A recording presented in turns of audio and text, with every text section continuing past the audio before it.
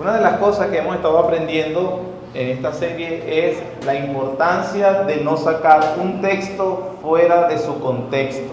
Es decir, que cuando citamos alguna frase, algún pensamiento, alguna verdad de la Biblia, ella nos sirve como una especie de amuleto o varita mágica que arregla las cosas que nosotros queremos que ella nos arregle en cualquier situación en particular. Nosotros tenemos que darle un fiel cumplimiento a la palabra de Dios, entendiéndola qué dice en los contextos en los que la palabra de Dios fue escrita. Por ejemplo, usted podría decir o sacar, si yo una frase de una carta que le escribí a mi esposa cuando era mi novia, esa carta puede tener un cierto tipo de manera de hablarle a ella. Pero también puedo hacer una carta escribiéndole a un amigo hoy, por ejemplo, un correo que está fuera del país. Y también pudiera hacer una carta escribiendo un reclamo acerca de un servicio que se me hizo mal. Si usted saca frases de cada una de las tres cartas dirigidas a tres personas diferentes, en contextos diferentes, y usted las une en un papel o en un texto, usted me va a poner a decir algo que yo nunca dije. Alguien podrá decir, pero ¿eso lo dijo Luis o no lo dijo Luis? No, por supuesto que sí lo dijo Luis, pero todo fue en un contexto a personas de manera diferente. ¿Me estoy explicando? Bueno, ese error que yo acabo de describir es el que comúnmente se hace con la Biblia. Se sacan frases, si es verdad, dichas por el apóstol Pablo, dichas por algún profeta del Antiguo Testamento, palabras escritas en alguna carta del Nuevo Testamento, se utilizan para sacar conclusiones, promesas u obligaciones aún de Dios, pero que realmente no tenían la intención de ser así.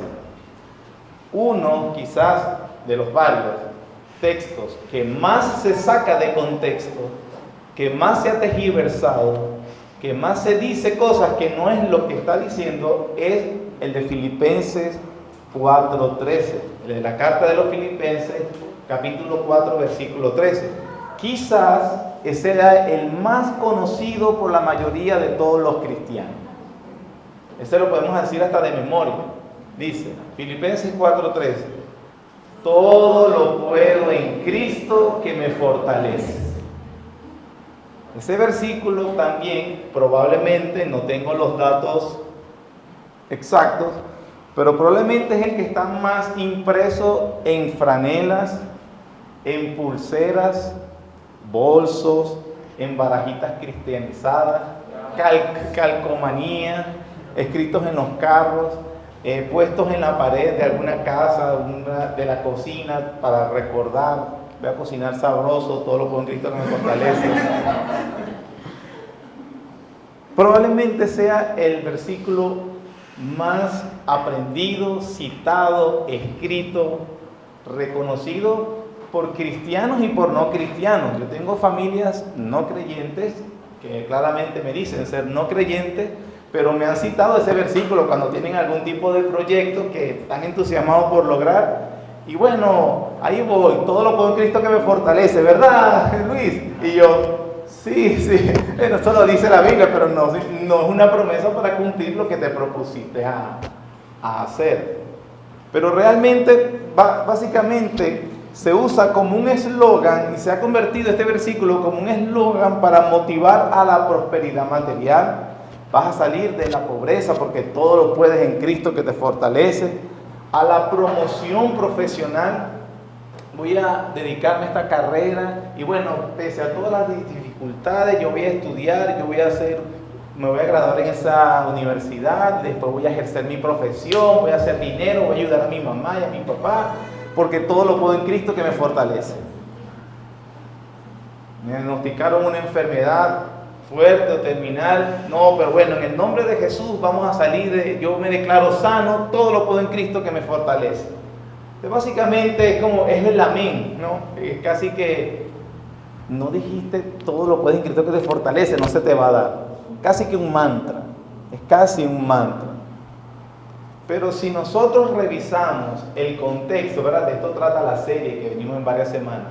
en el cual fue dicho esa frase, cuando Pablo escribe esa frase, hermanos, nos sorprendemos de verdad que lo menos que él tenía la intención de hacer es asegurarnos el éxito en cualquier cosa que nosotros nos emprendamos a hacer.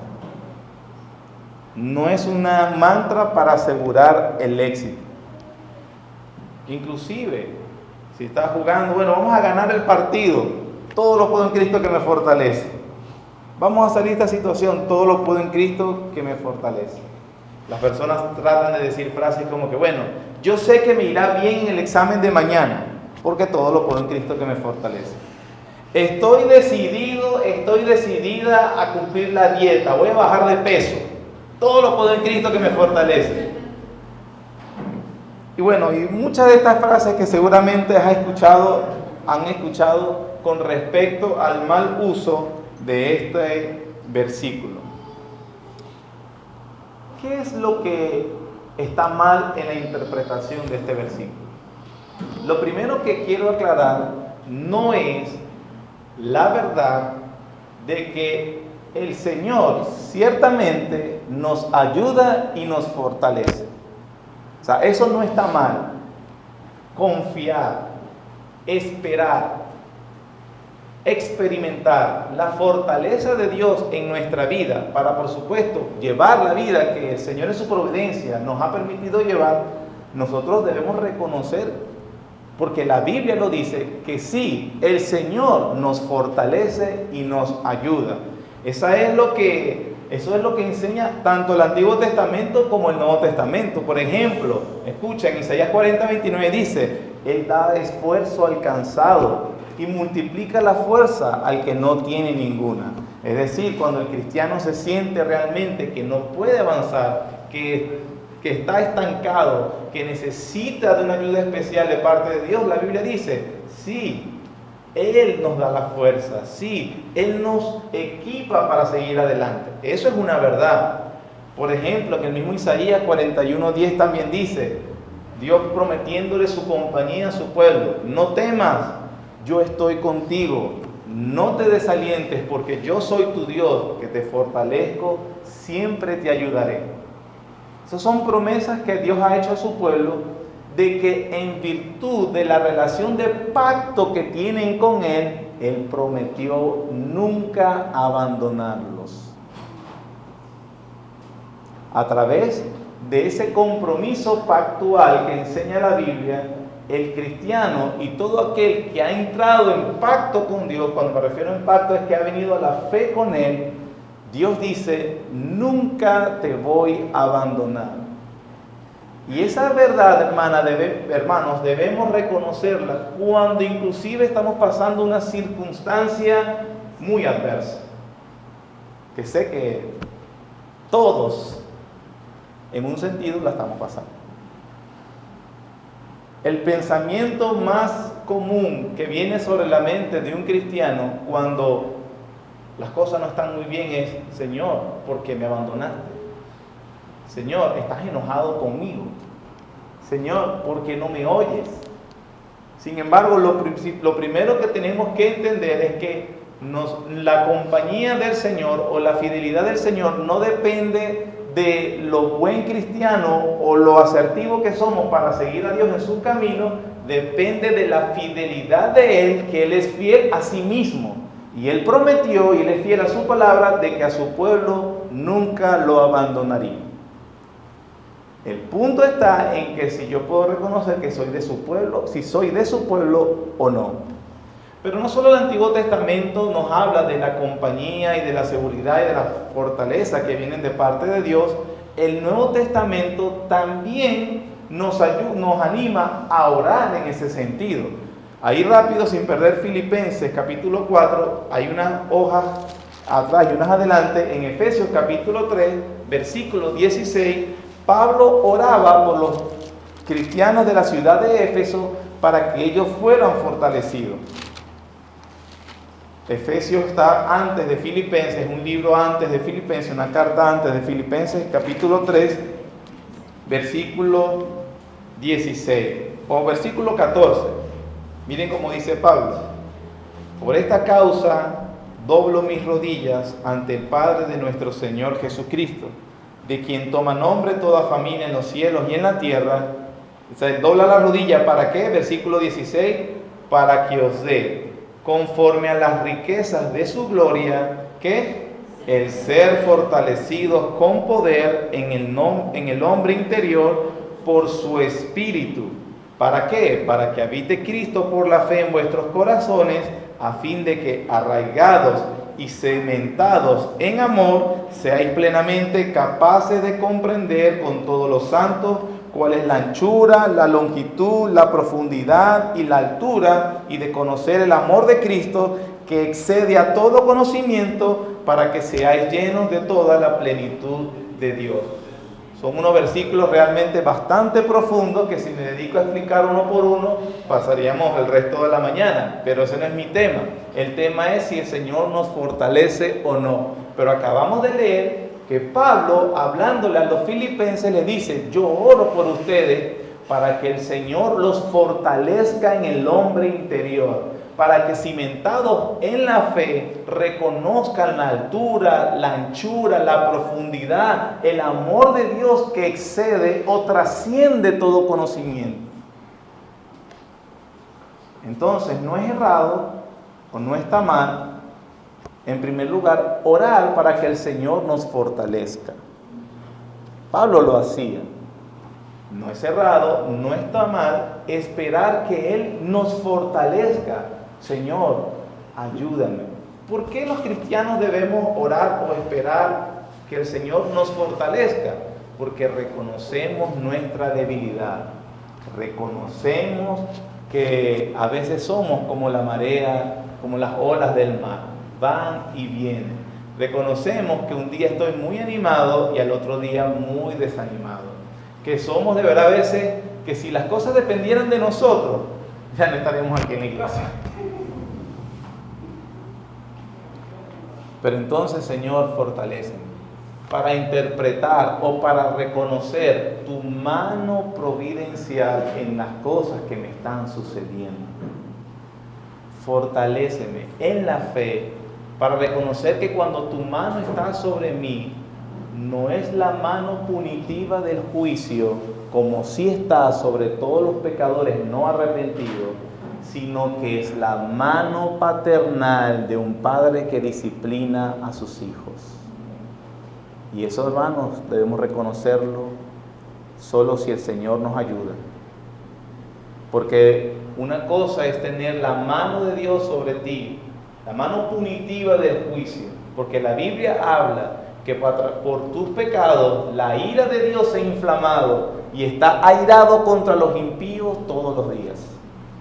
Eso es verdad. Pero también dice que ese juicio, esa ira de Dios fue propiciada o satisfecha o fue apartada por Jesucristo en la cruz. En la cruz Jesús llevó la ira que merecían nuestros pecados, y si yo estoy en Cristo, entonces Dios no me trata en el juicio punitivo por mis pecados, sino que la Biblia dice que ahora soy parte de la familia de Dios y su mano paternal está disciplinando.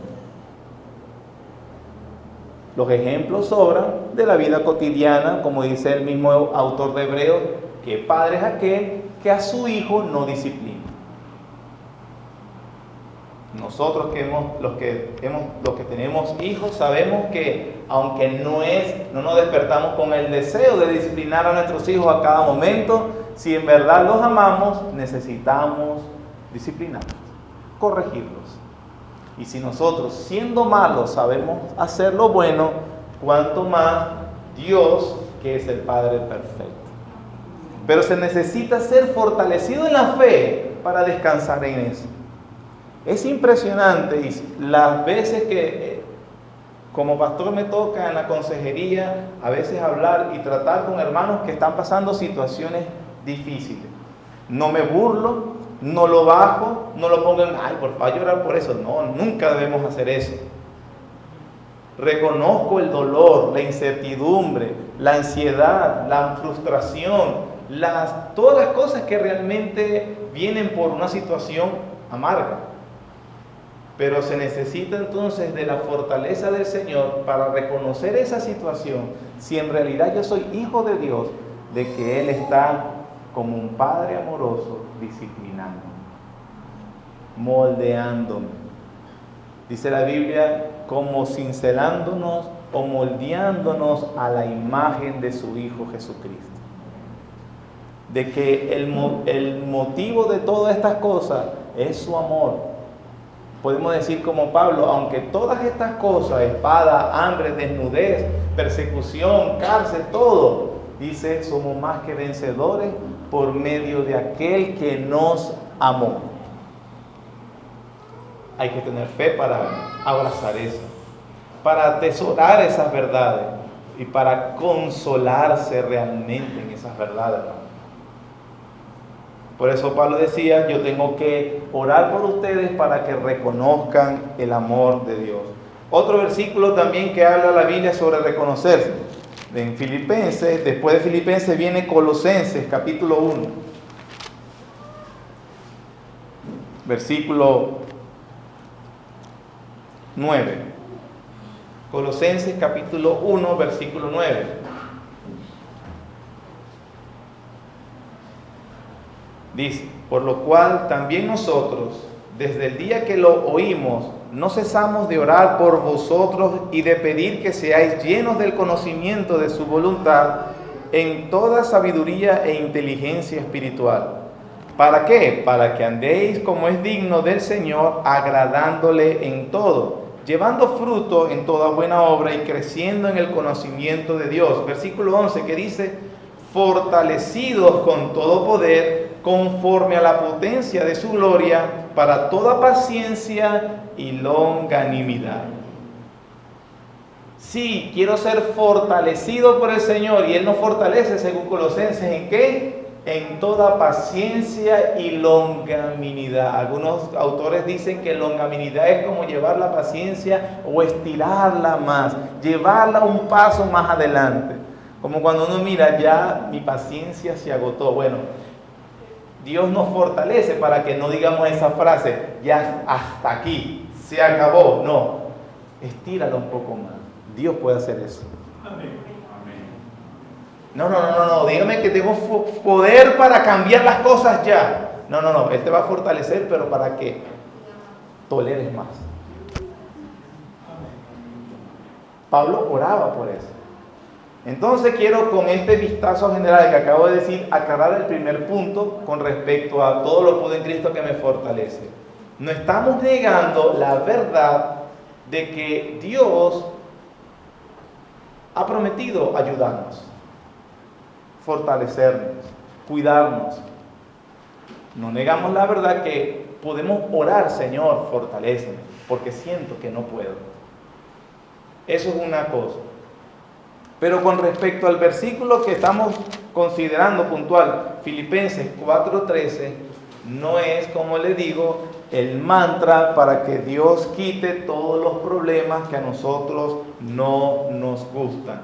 ¿En qué sección está entonces el Filipenses 4:13? Está en un contexto, está finalizando Pablo la carta a los filipenses, y hermanos, la carta, como todos los comentaristas pues lo reconocen, es una carta de exhortación y de motivación hacia el gozo cristiano, hacia el contentamiento inclusive. Contentamiento en medio de las dificultades. Vean todas las veces, que la carta es muy corta, que el apóstol Pablo hace alusión al gozo. Capítulo 1, versículo 4. Siempre en todas mis oraciones, con gozo por todos vosotros. Versículo 18. ¿Qué pues? Que no obstante, de todas maneras, o por pretexto o por verdad, Cristo es anunciado, y en esto me gozo y me gozaré aún. Capítulo 2, versículo 2. Completad mi gozo sintiendo lo mismo, teniendo el mismo amor, unánimes, sintiendo una misma cosa. Capítulo 2, versículo 17. Y aunque sea derramado en libación sobre el sacrificio y servicio de vuestra fe, me gozo y regocijo con todos vosotros. Capítulo 2, versículo 29. Recibidle pues en el Señor con todo gozo y tened en estima a los que son como Él. Capítulo 3, versículo 1. Por lo demás, hermanos, gozaos en el Señor. A mí no me es molesto el escribir las mismas cosas y para vosotros es seguro. Capítulo 4, versículo 4.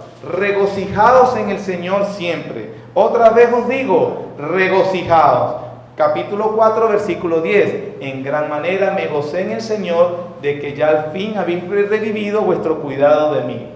Todas estas citas son Pablo diciéndole o reconociendo su gozo o exhortando a sus destinatarios que ellos deberían tener contentamiento. Eso es el gozo cristiano, un gozo que viene de parte de Dios en medio de las circunstancias en las que se esté viviendo. A veces, cuando nosotros recibimos algún tipo de esta exhortación de alguien, por ejemplo, hermano, sea agradecido con las cosas que estás viviendo, sea agradecido, gózate en el Señor. La respuesta más común es también, claro, tú lo dices porque no estás pasando lo mismo que yo. Cuando estés pasando esto, bueno, vamos a decir, te vas a alegrar así, si vas a ser tan alegre en el Señor. Podríamos decir, si esa era la actitud del apóstol, si esa era la circunstancia del apóstol Pablo. Claro, a lo mejor estaba en una oficina, bien cómodo, ¿verdad? La gente lo atendía, él escribiendo correspondencia a las iglesias. Hermano, gócense, qué bueno es ser cristiano. Pero la verdad es que cuando él escribe esta carta del gozo a la iglesia de Filipos, en este momento, hermano, él está encarcelado, preso. No estaba preso porque lo agarraron delinquiendo, entonces obviamente está pagando por lo que hizo. No, lo denunciaron por sedicioso, por alborotador contra las autoridades romanas por predicar el evangelio. La sociedad judía, viviendo bajo las leyes romanas, hacía lo mismo que provocaban con el Señor Jesús. No, él está tratando de ponernos en contra de la ciudad, en contra del César, y es un sedicioso, un alborotador, un revolucionario. Entonces las autoridades romanas lo agarran como que, ¿por qué? Se armaban alborotos, pero era de parte de los judíos queriendo matar a un cristiano porque predicaba que Jesús era el Señor. Ese es el contexto en el cual Pablo está escribiendo. Está preso, lleva varios años preso, injustamente, no ha cometido ningún delito. Es más, pudiera estar pensando, yo estoy aquí porque estoy predicando el evangelio. Señor, me hubiese gustado una ayudadita. Porque si voy a estar preso por estar predicando, prefiero no predicar. Pero él está entonces en una mazmorra romana, en una cárcel que, imagínense, en el siglo I, las condiciones que eran estupendas para estar preso, encadenado, sin poder movilizarse, trasladarse o hacer lo que tenga que hacer. Lo visita Epafrodito, que se cree que es el pastor de la iglesia de Filipos, le comenta de las circunstancias, las adversidades que está pasando la iglesia, y Pablo, en medio de su encarcelamiento, cuando pudiera haberse sumergido en la autocompasión, a ver, yo aquí sufriendo, pero no importa, el Señor me ayuda, así creo. A veces paso hambre, a veces paso frío, a veces los soldados me maltratan, cosas que puedan ser realidad. Pero se puede haber puesto a destacar todas las penurias que él tenía. Sin embargo, en medio del encarcelamiento, en medio de la incomprensión, en medio de las acusaciones falsas, Pablo dice, yo me gozo y me gozaré aún. De hecho, se cree que para esta etapa, o estaba pronto a ser el emperador Nerón, o ya era el emperador. Nosotros sabemos por la historia que Nerón odiaba el cristianismo y los mataba. Los mandaba a comer por fieras salvajes, los crucificaba como una burla hacia el Señor, y a unos los quemaba y los colgaba en su jardín como antorchas humanas. Pablo, hermano, está consciente de que es posible de que lo ejecuten. Capítulo 2, versículo 17.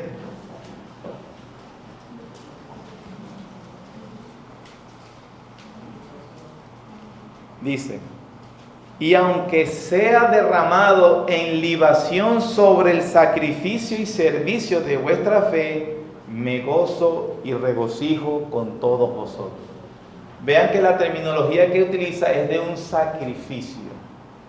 De la libación era matar a un animal sobre el altar y esa sangre libaba. Era una ofrenda, lo veía él, a Dios. ¿Por qué? Por vuestra fe. Él estaba claro de que probablemente a él lo iban a ejecutar.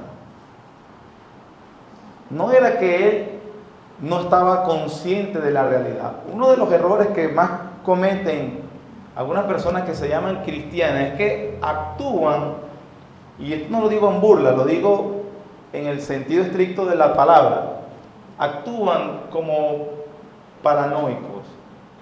Actúan, no, esa no es la palabra, esquizofrénicamente. Esquizofrenia es alguien que se aparta de la realidad y convierte en una realidad paralela.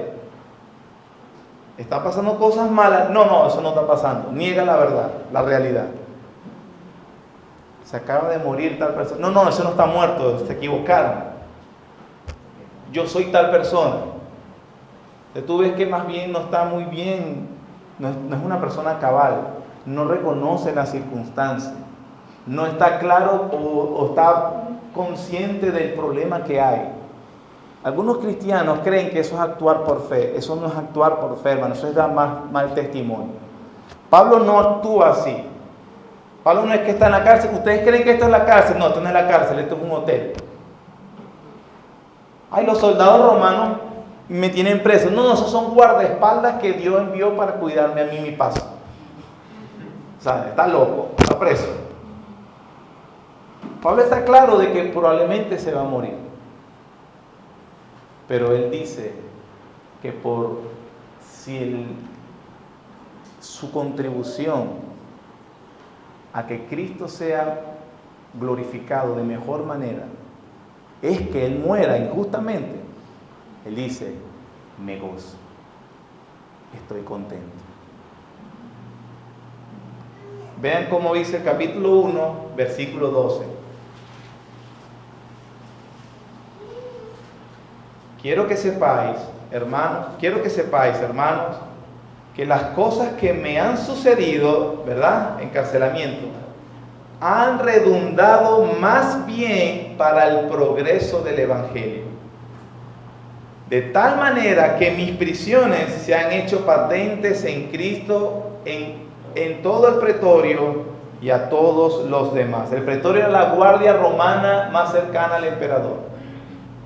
¿Qué está queriendo decir Pablo? Pablo dice: bueno, los que me custodian también han conocido el Evangelio. No perdía tiempo. Versículo 14. Y la mayoría de los hermanos, cobrando ánimo en el Señor con mis prisiones, se atreven mucho más a hablar la palabra sin temor. Algunos a la verdad predican a Cristo por envidia y contienda, pero otros de buena voluntad. Los unos anuncian a Cristo por contención, no sinceramente, pensando añadir aflicción a mis prisiones, pero los otros por amor, sabiendo que estoy puesto para la defensa del Evangelio. ¿Qué pues? Que no obstante, de todas maneras, o por pretexto o por verdad, Cristo es anunciado. ¿Y qué, hermanos? En eso me gozo y me gozaré aún. Nosotros sabemos que Pablo, como apóstol del Señor, y como uno de sus encargos de parte de Dios era expandir mayormente el Evangelio. Es muy probable que Pablo pudo haber orado así: Señor, quisiera llevar el Evangelio a todas las demás personas que me sean posible, pero siento que la iglesia no me ayuda. Dios, ayuda, dame como una manera de motivarlos para que los hermanos entiendan la importancia y también prediquen. No sé, hazme como una conferencia y yo los motivo bien, una predicación en la iglesia y ellos se motiven a predicar. Probablemente fue una petición así. Y la respuesta del Señor fue obviamente: bueno, sí, me parece buena petición, pero no lo voy a hacer así. te voy a meter preso, voy a hacer que te torture, y esa situación adversa para ti los va a motivar a ellos. Porque fue lo que pasó. Aparentemente, el que le trae la carta a Pablo dice, los hermanos están muy preocupados por ti, saben que la estás pasando difícil. Pero Pablo responde, quiero que sepan que las cosas que me han sucedido han redundado para el progreso del Evangelio. Y yo estoy bien. Hermano, por eso es que hay que pedir por fortaleza interna. Entender eso. Entender. No sé cómo. No, ay Señor, hazme sufrir para que los hermanos se animen. No quisiera pedir así. Pero para este momento, la providencia para Pablo era eso. Pero ahora Pablo no se amarga, no se entristece, no se frustra, sino que más bien dice, Señor, en eso me gozo. Que tú seas anunciado. Ha redundado para que el Evangelio ha sido mayormente predicado por otros, ya no por mí. Qué efectivo sería Pablo en las calles predicando. Pero Dios, que sabe más la cosa, bueno, va a ser más efectivo que la iglesia predique en vez de solo Pablo. Ahora lo voy a meter preso a él y la iglesia va a entender que tiene que salir. Inescrutables los caminos de Dios. Obviamente ya el tiempo se me ha ido, pero lo que quiero decir que en esa carta de agradecimiento y de decirle a ellos que ellos no se preocuparan de sobremanera por él, aunque la estaba pasando mal, aunque estaba claro que podía morir, entonces les dice, gócense y regocíjense en el Señor. El contentamiento, la carta, hermano, es una carta sobre el contentamiento. Entonces, Pablo en el versículo 10, capítulo 4, dice de la siguiente manera. Se está despidiendo y es donde dice el versículo que tenemos en cuenta. En gran manera me gocé en el Señor de que ya al fin habéis revivido vuestro cuidado de mí, de lo cual estabas también solícitos, pero faltaba la oportunidad. No lo digo porque tenga escasez. El que llevó la carta a Pablo le trajo también un donativo de la iglesia para su cuidado, una ofrenda. Versículo 11. No lo digo porque tenga escasez. Pues ¿qué, hermanos? He aprendido a contentarme cualquiera que sea mi situación.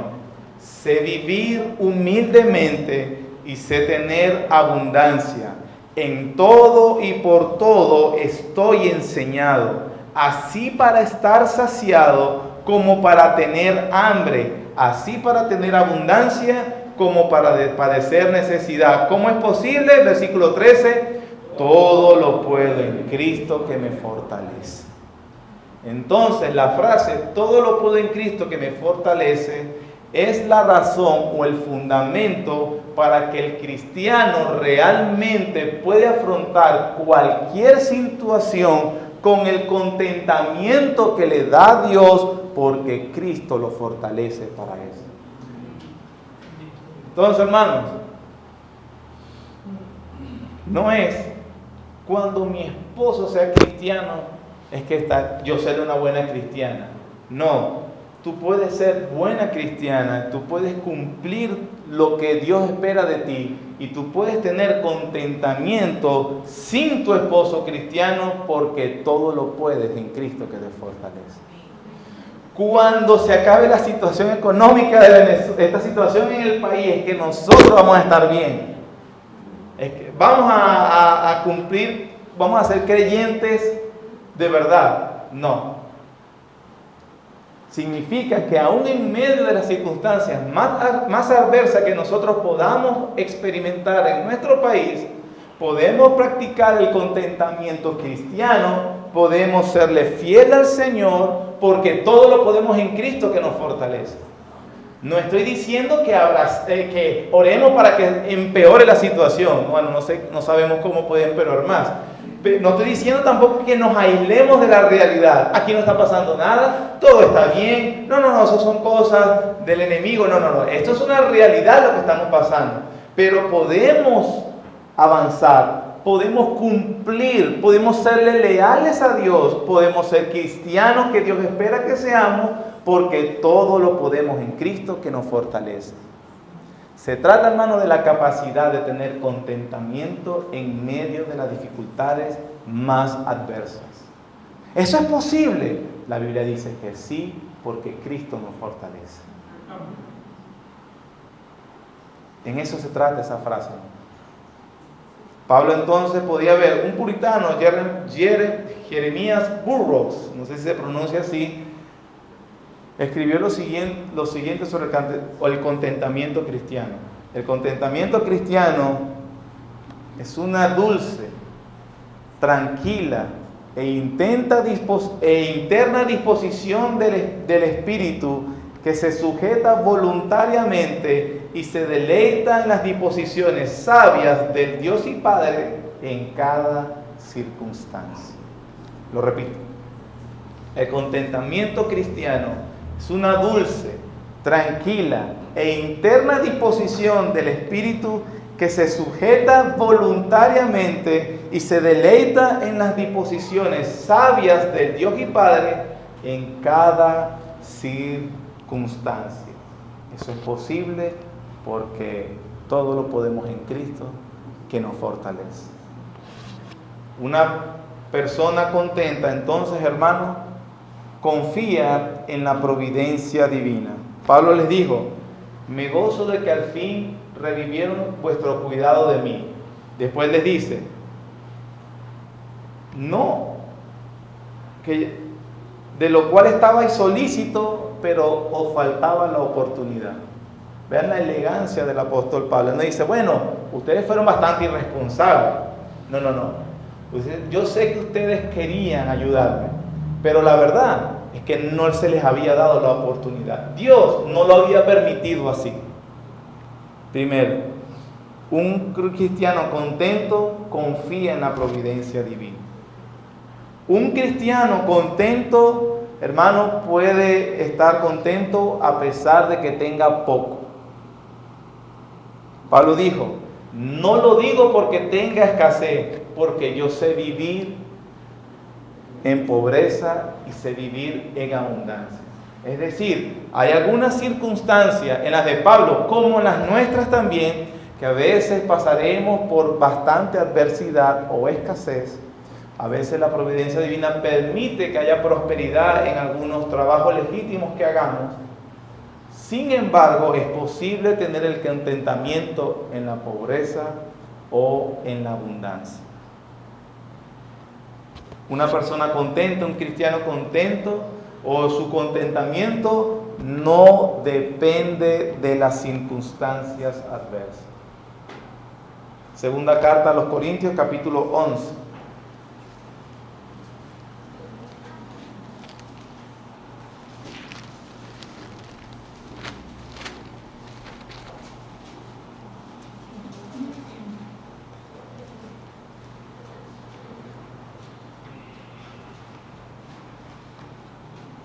Versículo 23. Este es Pablo hablando, dice: son ministros de Cristo, como si estuviera loco hablo, yo más. ¿Por qué? En trabajos más abundantes, en azotes sin número, en cárceles más, en peligros de muerte muchas veces.